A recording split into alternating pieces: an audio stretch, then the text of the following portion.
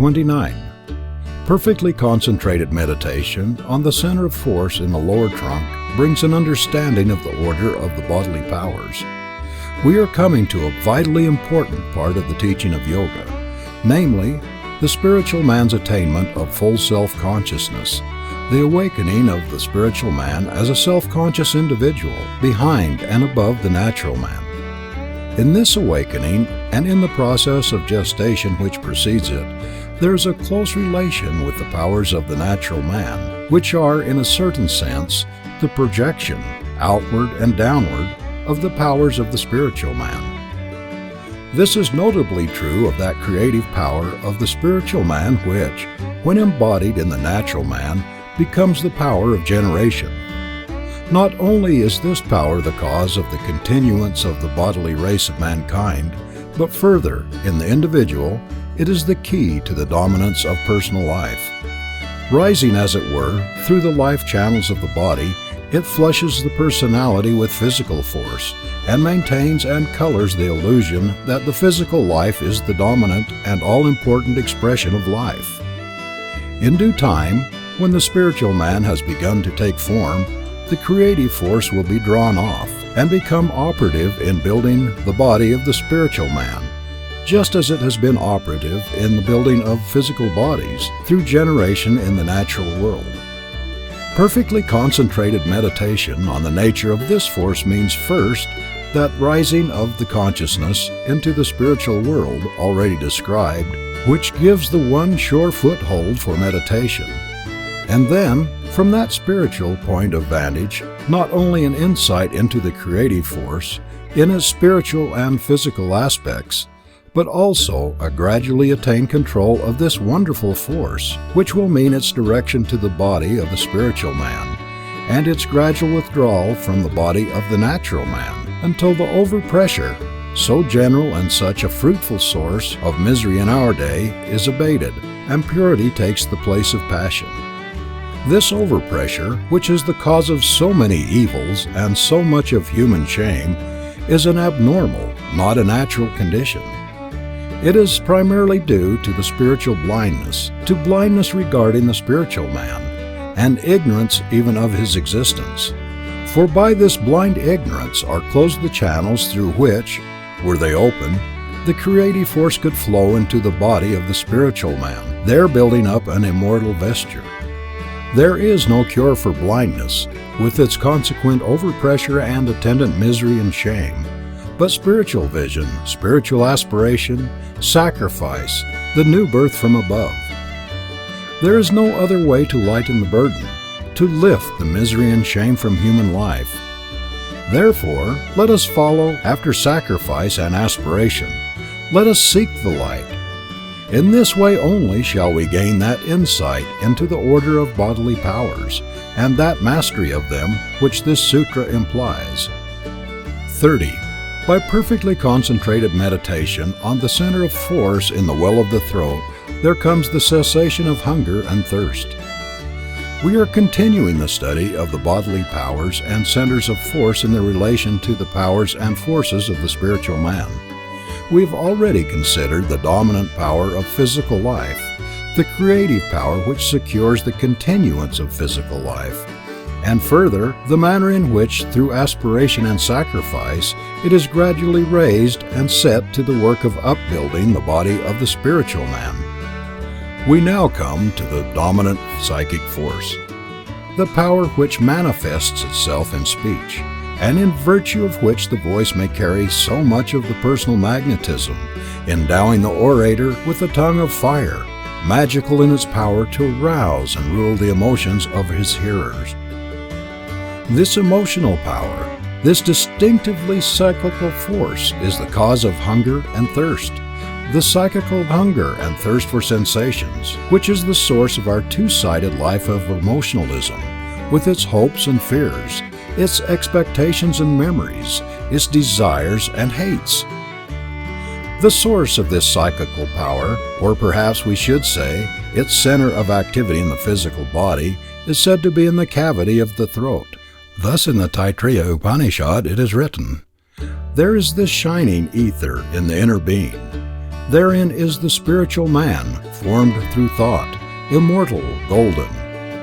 Inward in the palate, the organ that hangs down like a nipple, this is the womb of Indra, and there, where the dividing of the hair turns, extending upward to the crown of the head.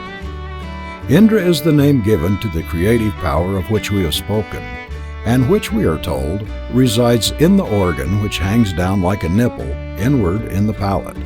31. By perfectly concentrated meditation on the center of force in the channel called tortoise form, comes steadfastness. We are concerned now with the center of the nervous or psychical force below the cavity of the throat, in the chest, in which is felt the sensation of fear. The center, the disturbance of which sets the heart beating miserably with dread, or which produces that sense of terror through which the heart is said to stand still. When the truth concerning fear is thoroughly mastered, through spiritual insight into the immortal fearless life, then this force is perfectly controlled. There is no more fear. Just as through the control of the psychic power which works through the nerve center in the throat, there comes a cessation of hunger and thirst. Thereafter, these forces, or their spiritual prototypes, are turned to the building of the spiritual man. Always it must be remembered, the victory is first a spiritual one. Only later does it bring control of the bodily powers. 32. Through perfectly concentrated meditation on the light in the head comes the vision of the masters who have attained. The tradition is that there is a certain center of force in the head, perhaps the pineal gland, which some of our Western philosophers have supposed to be the dwelling of the soul, a center which is, as it were, a doorway between the natural and the spiritual man. It is the seat of that better and wiser consciousness behind the outward-looking consciousness in the forward part of the head, and that better and wiser consciousness in the back of the mind, which views spiritual things, and seeks to impress the spiritual view on the outward-looking consciousness in the forward part of the head. It is the spiritual man seeking to guide the natural man, seeking to bring the natural man to concern himself with the things of his immortality. This is suggested in the words of the Upanishad already quoted. There where the dividing of the hair turns, extending upward to the crown of the head. All of which may sound very fantastical, until one comes to understand it. It is said that when this power is fully awakened, it brings a vision of the great companions of spiritual man, those who have already attained, crossing over to the further shore of the sea of death and rebirth. Perhaps it is to this divine sight that the Master alluded, who is reported to have said, "I counsel you to buy of me eye salve, that you may see." It is of this same vision of the great companions, the children of light, that a seer wrote, "Though inland far we be, our souls have sight of that immortal sea, which brought us hither, can in a moment travel thither, and see the children sport upon the shore, and hear the mighty waters rolling evermore." 33. Or through the divining power of tuition he knows all things. This is really the supplement, the spiritual side of the sutra just translated. Step by step, as the better consciousness, the spiritual view, gains force in the back of the mind, so in the same measure, the spiritual man is gaining the power to see, learning to open the spiritual eyes. When the eyes are fully opened, the spiritual man beholds the great companions standing about him. He has begun to know all things. This divining power of intuition is the power which lies above and behind the so-called rational mind. The rational mind formulates a question and lays it before the intuition, which gives a real answer, often immediately distorted by the rational mind, yet always embodying a kernel of truth. By this process, through which the rational mind brings questions to the intuition for a solution, that the truths of science are reached, the flashes of discovery and genius. But this higher power need not work in subordination to the so-called rational mind. It may act directly as full illumination, the vision and the faculty divine. 34. By perfectly concentrated meditation on the heart, the interior being, comes the knowledge of consciousness. The heart here seems to mean, as it so often does in the Upanishads, the interior spiritual nature, the consciousness of the spiritual man, which is related to the heart and to the wisdom of the heart. By steadily seeking after and finding the consciousness of the spiritual man, by coming to consciousness as the spiritual man, a perfect knowledge of consciousness will be obtained. For the consciousness of the spiritual man has this divine quality. While being and remaining a truly individual consciousness, it at the same time flows over, as it were, and blends with the divine consciousness above and about it, the consciousness of the great companions, and by showing itself to be one with the divine consciousness, it reveals the nature of all consciousness, the secret that all consciousness is one and divine. 35. The personal self seeks to feast on life through a failure to perceive the distinction between the personal self and the spiritual man. All personal experience really exists for the sake of another, namely, the spiritual man. By perfectly concentrated meditation on experience for the sake of the self comes a knowledge of the spiritual man. The divine ray of the higher self, which is eternal, impersonal and abstract, descends into life and forms a personality which, through the stress and storm of life, is hammered into a definite and concrete self-conscious individuality.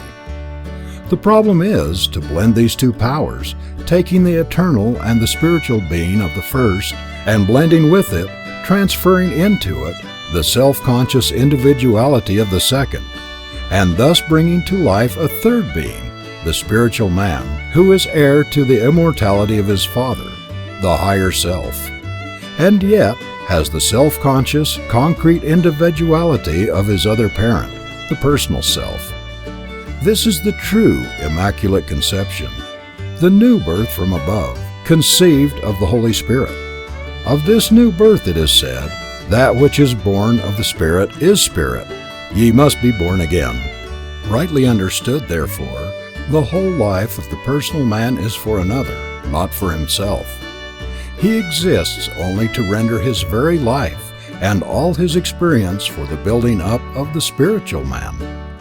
Only through failure to see this does he seek enjoyment for himself, seek to secure the feasts of life for himself, not understanding that he must live for the other, live sacrificially, offering both feasts and his very being on the altar, giving himself as a contribution for the building of the spiritual man.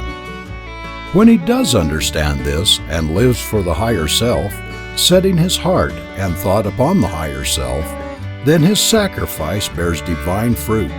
The spiritual man is built up, consciousness awakes in him, and he comes fully into being as a divine and immortal individuality.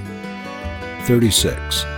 Thereupon are born the divine power of intuition, and the hearing, the touch, the vision, the taste, and the power of smell of the spiritual man.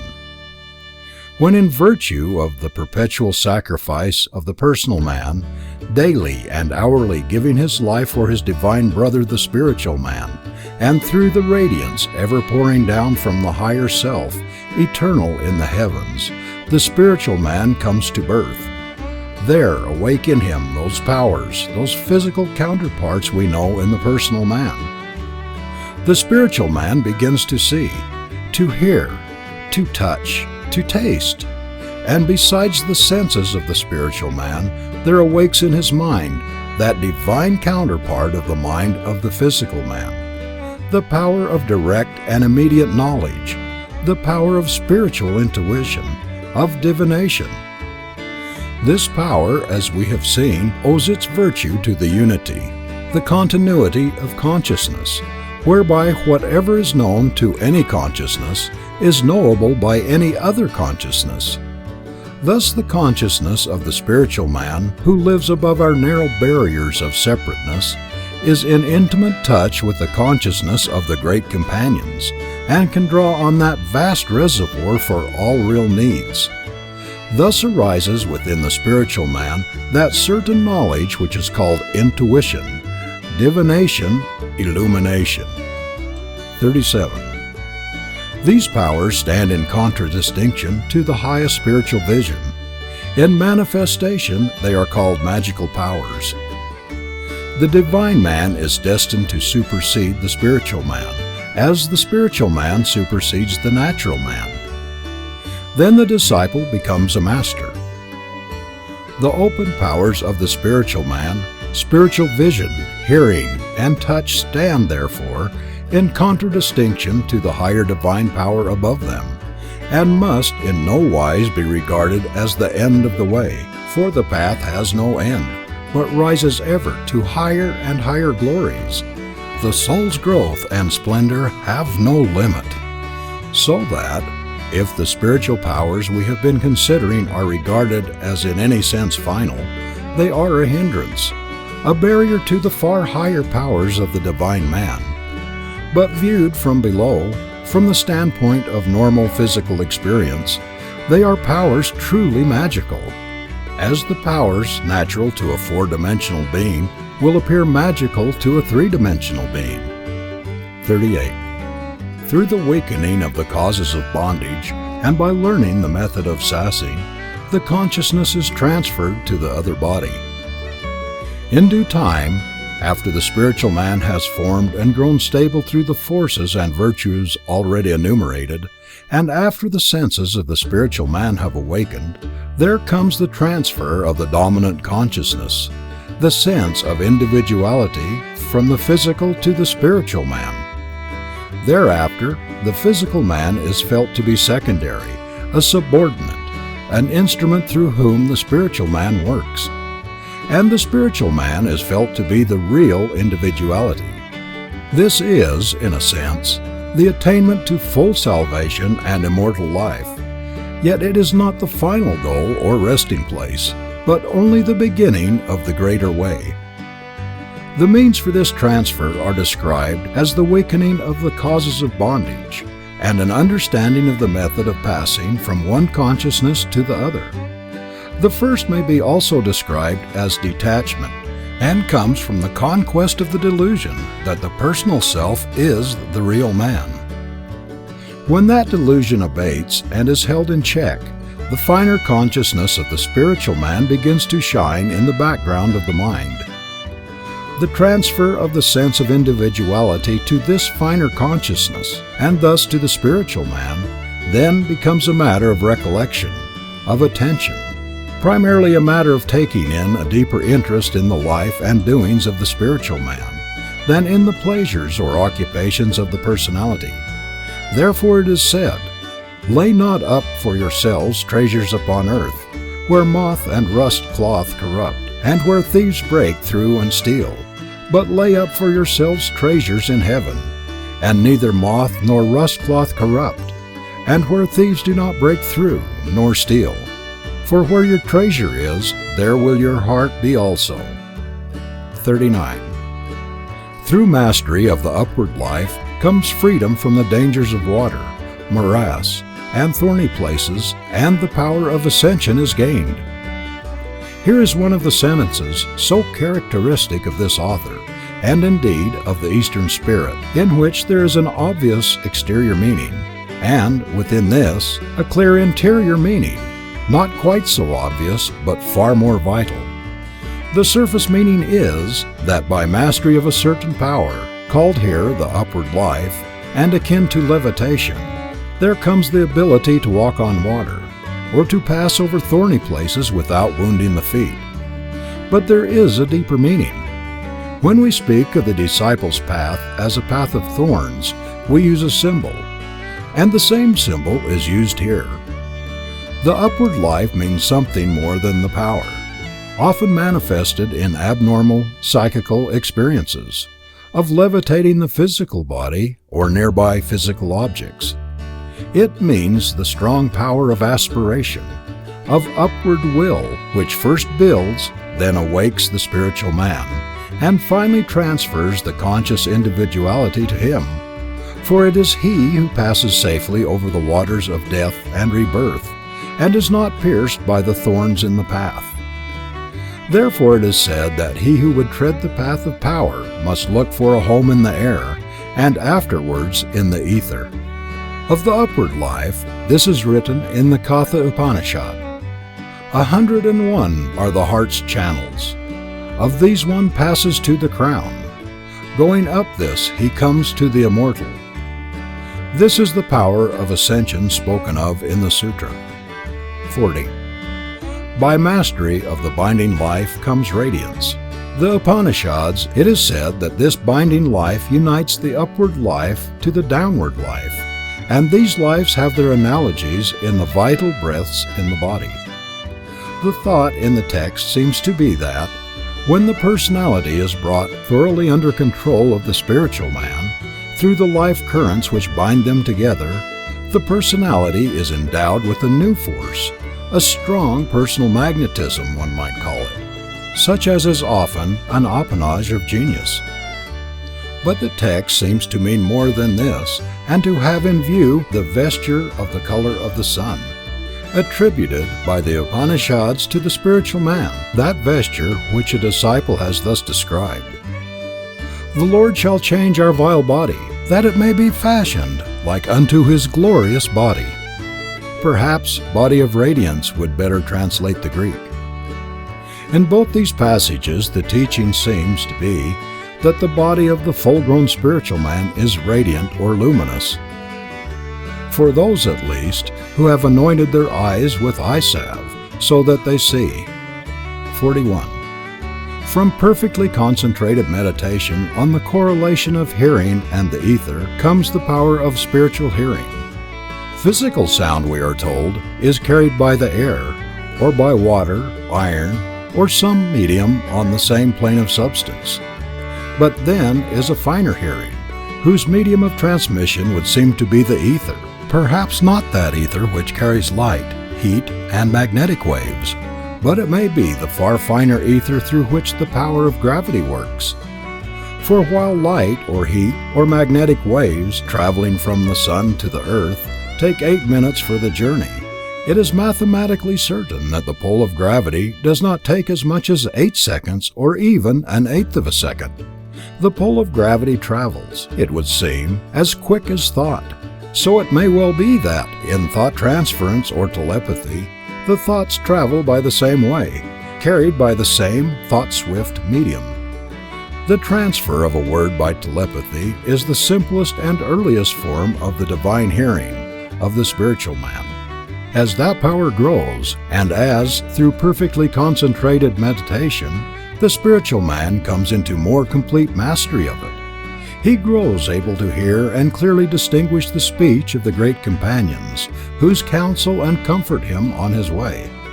They may speak to him either in wordless thoughts or in perfectly definite words and sentences. 42.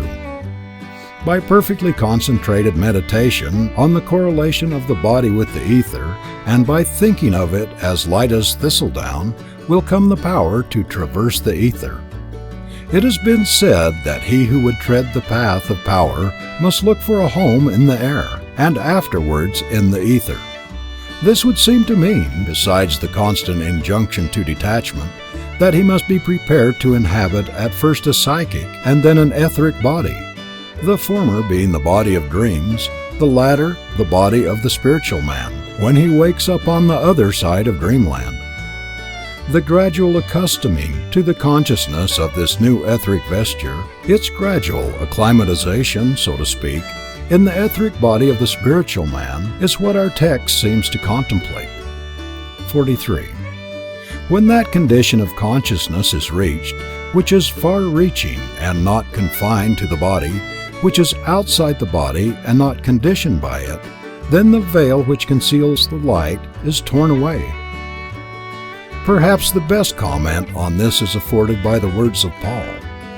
I knew a man in Christ above 14 years ago. Whether in the body I cannot tell, or whether out of the body I cannot tell, God knoweth. Such a one caught up to the third heaven. And I knew such a man, whether in the body or out of the body I cannot tell, God knoweth, how that he was caught up into paradise, and heard unspeakable or unspoken words, which is not lawful for a man to utter. The condition is, briefly, that the awakened spiritual man who sees and hears beyond the veil. 44. Mastery of the elements comes from perfectly concentrated meditation on their 5 forms: the gross, the elemental, the subtle, the inherent, the purposive. These 5 forms are analogous to those recognized by modern physics: solid, liquid, gaseous, radiant, and ionic. When the piercing vision of the awakened spiritual man is directed to the forms of matter, from within, as it were, from behind the scenes, then perfect mastery over the beggarly elements is attained. This is, perhaps, equivalent to the injunction: inquire of the earth, the air, and the water, of the secrets they hold for you. The development of your inner senses will enable you to do this. 45. Thereupon will come the manifestation of the atomic and other powers which are the endowment of the body, together with its unassailable force. The body in question is, of course, the etheric body of the spiritual man. He is said to possess 8 powers: the atomic, the power of assimilating himself with nature of the atom, which will perhaps involve the power to disintegrate material forms; the power of levitation; the power of limitless extension; the power of boundless reach, so that, as the commentator says, he can touch the moon with the tip of his finger; the power to accomplish his will; the power of gravitation; the correlative of levitation; the power of command; the power of creative will. These are the endowments of the spiritual man. Further, the spiritual body is unassailable. Fire burns it not, water wets it not, the sword cleaves it not, dry winds parch it not. And, it is said, the spiritual man can impart something of this quality and temper to his bodily vesture. 46. Shapeliness, beauty, force, the temper of the diamond. These are the endowments of that body. The spiritual man is shapely, beautiful, strong, firm as the diamond. Therefore it is written, "These things saith the Son of God, who hath his eyes like unto a flame of fire, and his feet are like fine brass. He that overcometh and keepeth my works unto the end, to him I give power over the nations, and he shall rule them with a rod of iron, and I will give him the morning star." 47. Mastery over the powers of perception and action come through perfectly concentrated meditation on their 5-fold forms, namely, their power to grasp their distinctive nature, the element of self-consciousness in them, their inherence, and their purposiveness. Take, for example, sight. This possesses first the power to grasp, apprehend, perceive. Second, it has its distinctive form of perception, that is, visual perception. Third, it always carries with its operations self-consciousness, the thought, "I perceive." Fourth, sight has the power of extension through the whole field of vision, even to the utmost star. Fifth, it is used for the purposes of the seer. So with the other senses, perfectly concentrated meditation on each sense, of viewing it from behind and within, as is possible for the spiritual man, brings a mastery of the scope and true character of each sense, and of the world on which they report collectively. 48. Thence comes the power shift as thought, independent of instruments, and the mastery over matter. We are further enumerating the endowments of the spiritual man. Among these is the power to traverse space with the swiftness of thought, so that whatever place the spiritual man thinks of, to that he goes. In that place he already is. Thought has now become his means of locomotion. He is therefore independent of instruments, and can bring this force to bear directly wherever he wills. 49. When the spiritual man is perfectly disentangled from the psychic body, he attains to a mastery over all things, and to a knowledge of all. The spiritual man is enmeshed in a web of the emotions, desire, fear, ambition, passion, and impeded by the mental forms of separateness and materialism. When these meshes are sundered, these obstacles completely overcome, then the spiritual man stands forth on his own wide world, strong, mighty, wise.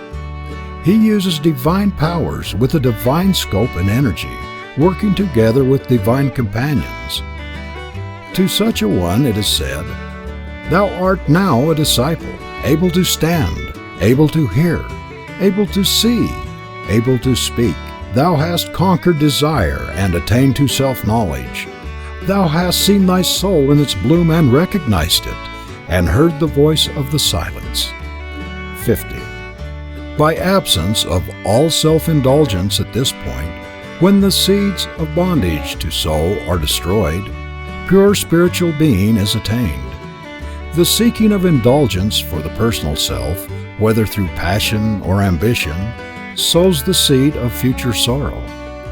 For this self-indulgence of the personality is a double sin against the real, a sin against the cleanliness of life, and a sin against the universal being which permits no exclusive particular good, since, in the real, all spiritual possessions are held in common. This twofold sin brings its reaching punishment, its confining bondage to sorrow. But ceasing from self-indulgence brings purity, liberation, spiritual life. 51. There should be a complete overcoming of allurement or pride in the invitations of the different realms of life, lest attachment to things evil arise once more. The commentator tells us that disciples, seekers for union, are of 4 degrees. First, those who are entering the path. Second, those who are in the realm of allurements. Third, those who have won the victory over matter and the senses. Fourth, those who stand firm in pure spiritual life. To the second especially, the caution in the texts is addressed. More modern teachers would express the same truth by a warning against the delusions and fascinations of the psychic realm, which open around the disciple as he breaks through into the unseen worlds. These are the dangers of the anteroom. Safety lies in passing on swiftly into the inner chamber. Him that overcometh will I make a pillar in the temple of my God, and he shall go no more out.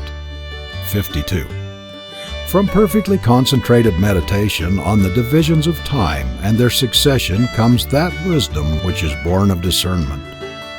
The Upanishads say of the liberated that he has passed beyond the triad of time. He no longer sees life as projected into the past, present, and future, since these forms are of the mind, but beholds all things spread out in the quiet light of the eternal. This would seem to be the same thought, and to point to that clear-eyed spiritual perception which is above time, that wisdom born of the unveiling of time's delusion. Then shall the disciple live neither in the present nor in the future, but in the eternal. 53. Hence comes discernment between things which are of like nature, not distinguished by difference of kind, character, or position. Here, as also in the preceding sutra, we are close to the doctrine that distinctions of order, time, and space are creations of the mind, the threefold prism through which the real object appears to us distorted and refracted. When the prism is withdrawn, the object returns to its primal unity, no longer distinguishable by the mind, yet clearly knowable by that higher power of spiritual discernment, of illumination, which is above the mind. 54. The wisdom which is born of discernment is star-like. It discerns all things and all conditions of things. It discerns without succession simultaneously. That wisdom, that intuitive divining power is star-like, says the commentator, because it shines with its own light, because it rises on high and illumines all things, naught is hid from it, whether things past, things present, or things to come, for it is beyond the threefold form of time. so that all things are spread before it together, in the single light of the divine. This power has been beautifully described by Columba. Some there are, though very few, to whom divine grace has granted this, that they can clearly and most distinctly see, at one and at the same moment, as though under one ray of the sun, even the entire circuit of the whole world with its surroundings of ocean and sky, the inmost part of their mind being marvelously enlarged. 55. When the vesture and the spiritual man are alike pure, then the perfect spiritual life is attained. The vesture, says the commentator, must first be washed pure of all stains of passion and darkness, and the seeds of future sorrow must be burned up utterly. Then both the vesture and the wearer of the vesture being alike pure, the spiritual man enters into perfect spiritual life.